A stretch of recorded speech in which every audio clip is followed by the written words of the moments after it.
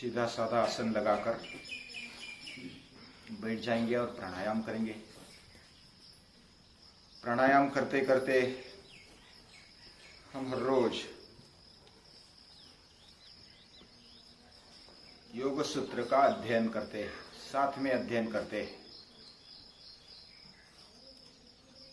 मैं भी सीख रहा हूं, आप भी सीख रहे हैं। मेरा भी अभ्यास बोलकर होता है, आपका सुनकर होता है। कुछ प्रश्नोत्तरी भी अगर करनी है तो कर सकते हैं। उसमें अगर मुझे नहीं आता है तो और जो भी जानकार है उनके पास जाएंगे और समझ लेंगे जो भी बात है। महर्षि पतंजलि को हम हर रोज याद करते हुए उनके उपकार जो मानव जाति पर है उनका स्मरण करते हुए उनको नमस्कार करते हैं बार बार, और एक एक सूत्र का हम पाठ भी करते हैं और अध्ययन भी करते हैं। तो आज समाधि पाद के 15वें और 16वें सूत्र का पहले पाठ या तो पारायण करेंगे और बाद में उसको समझने की कोशिश करेंगे। मेरे पीछे बोलेंगे। द्रष्टानुश्रविक विषय वितृष्णस्य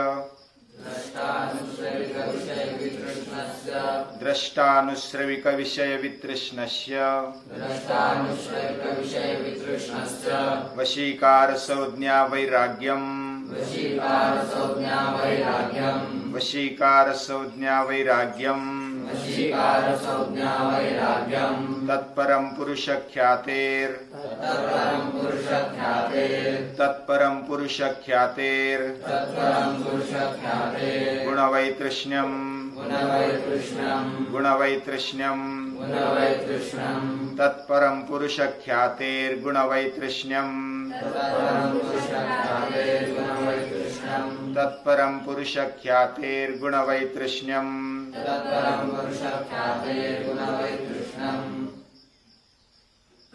महर्षि पतंजलि ने पहले योग उसकी व्याख्या बताई, उसमें फिर वृत्ति कितने प्रकार के वो बताया, उसके परिणाम क्या क्या है वो भी बताया।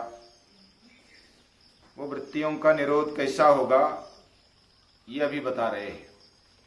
अभ्यास वैराग्याभ्यम तन्निरोध, अभ्यास और वैराग्य से उसका निरोध होगा।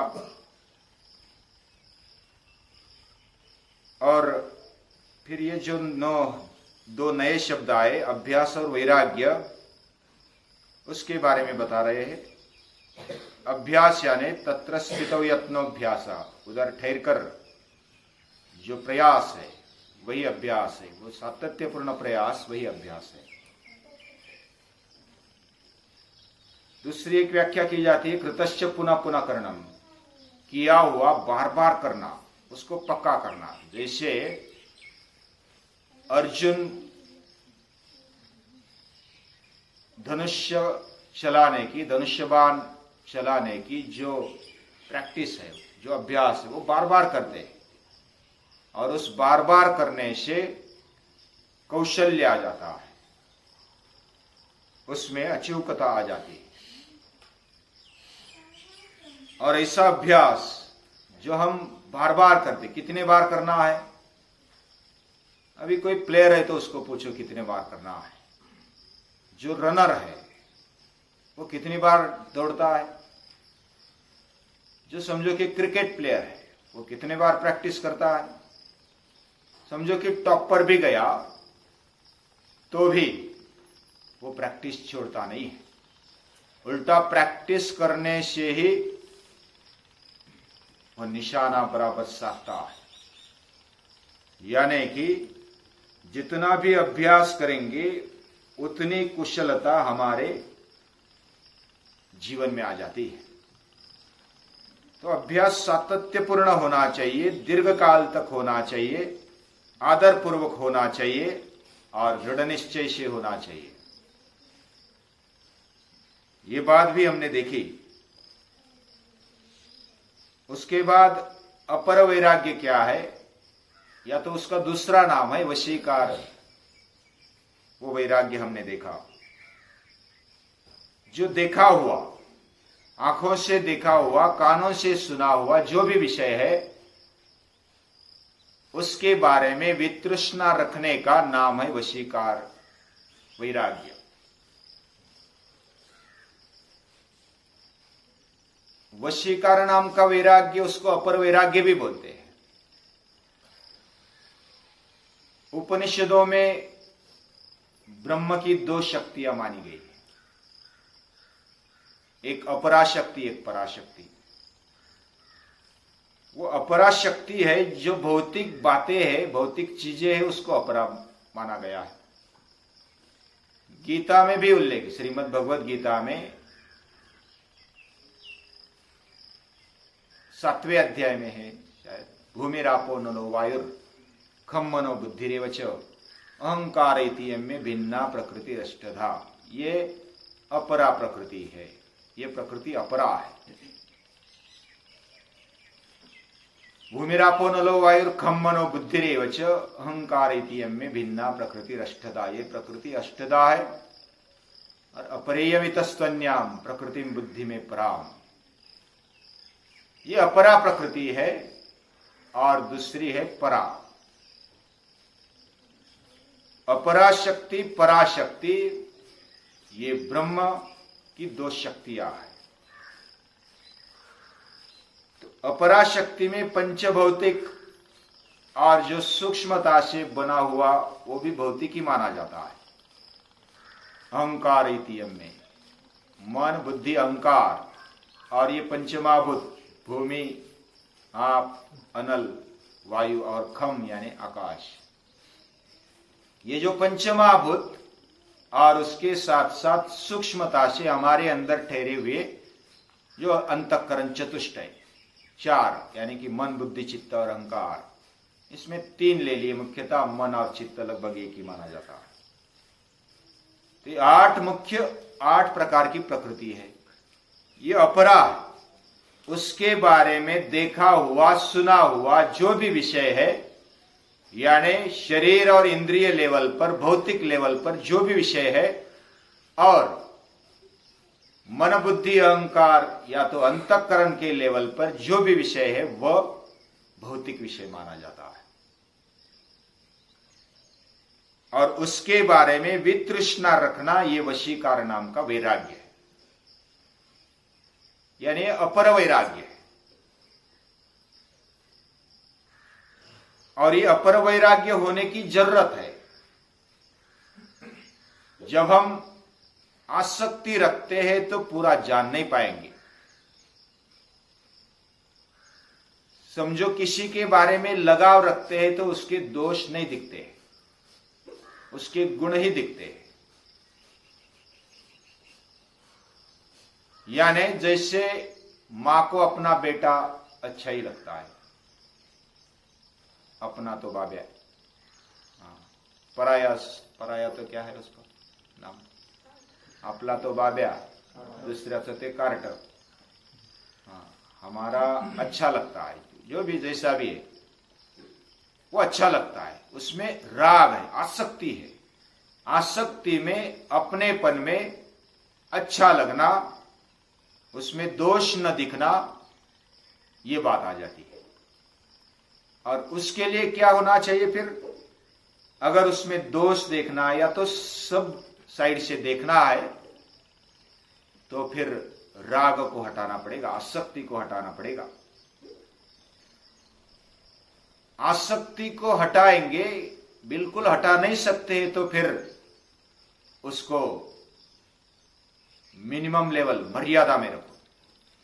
जितनी आवश्यकता है उधर तक रख दो, लेकिन वो बैलेंस नहीं आता है। हटाने के लिए बोला तो पूरा हटा दिया, आसक्ति पूरी हटा दी तो जीवन की आसक्ति भी समाप्त हो गई, फिर प्रॉब्लम आ जाता है।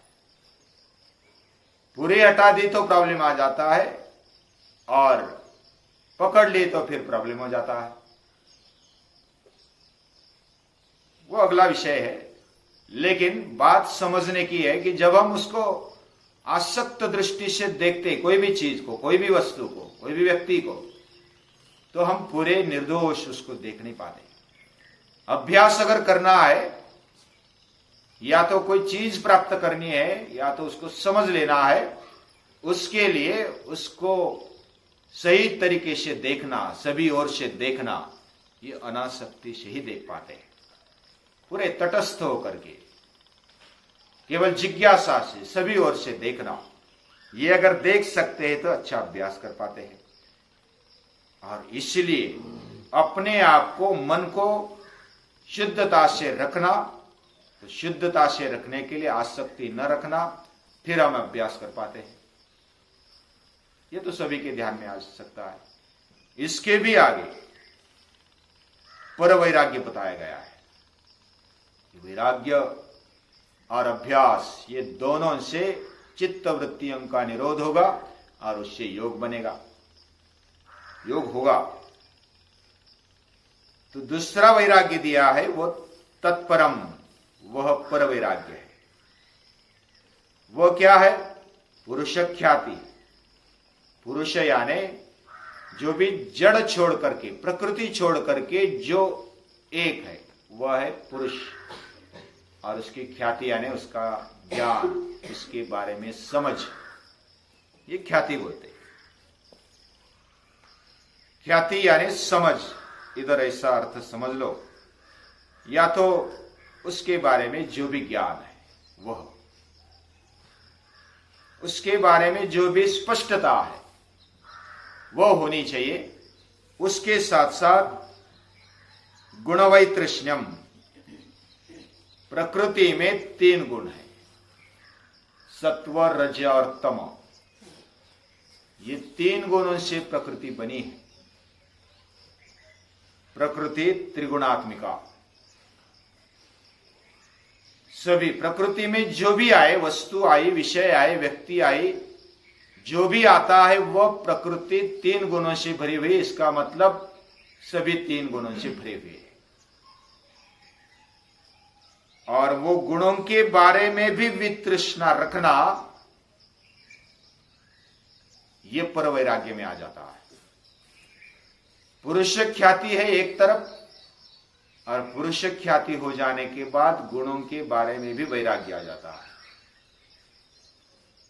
ये अगर वैराग्य, पर वैराग्य आ गया, अपर वैराग्य आ गया, तो फिर हम योग अपना सकते, या तो योग पा सकते हैं, भगवान के साथ, अपने आत्मशक्ति के साथ जुड़ सकते हैं। अभी उसको हम जब शब्द में बांधने की कोशिश करते हैं पुरुष को, तो पुरुष ये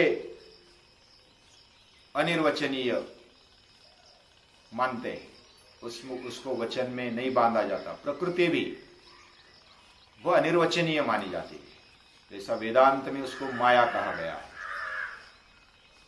माया अनिर्वचनीय है, उसको समझा नहीं सकते ये क्या है। ये अपरा प्रकृति और परा प्रकृति, ये दोनों प्रकृति। अभी परा प्रकृति जैसे गीता में कहा, जीवभूताम महाबाहो ये दन धार्यते जगत, जो जीव से भरी हुई है और पूरे दुनिया को जिसने धारण किया है, पूरे जगत को जिसने धारण किया है, वह जीव, वह जीवात्मा, वह परा प्रकृति है, वह पराशक्ति है। भगवान की 2 शक्तियां है, अपराशक्ति है और पराशक्ति है। जैसे हमारे अंदर 2 शक्तियां होती है, एक बौद्धिक शक्ति, एक शारीरिक शक्ति है, वैसा समझ लो।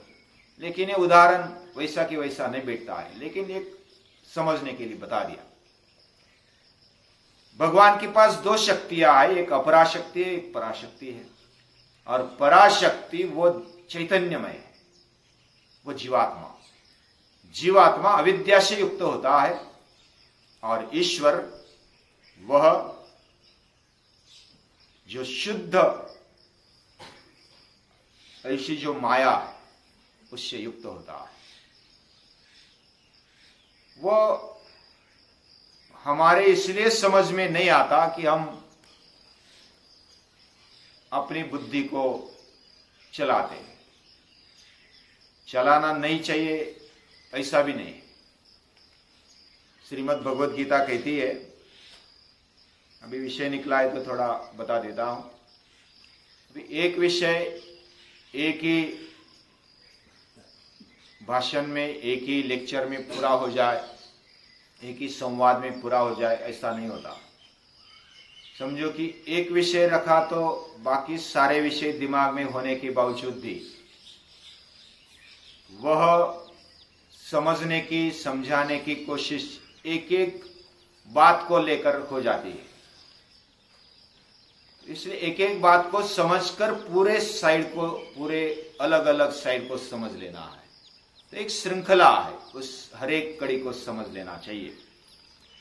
अभी श्रीमद् भगवद गीता बताती है, अगर उस शक्ति तक पहुंचना है, उसको समझ लेना है, तो हमें बुद्धि के उस पार जाना होगा,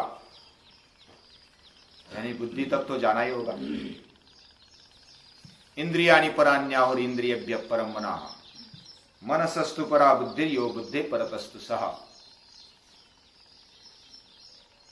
जो इंद्रिय है वो शरीर से ज्यादा है, यानी कि कुछ आगे।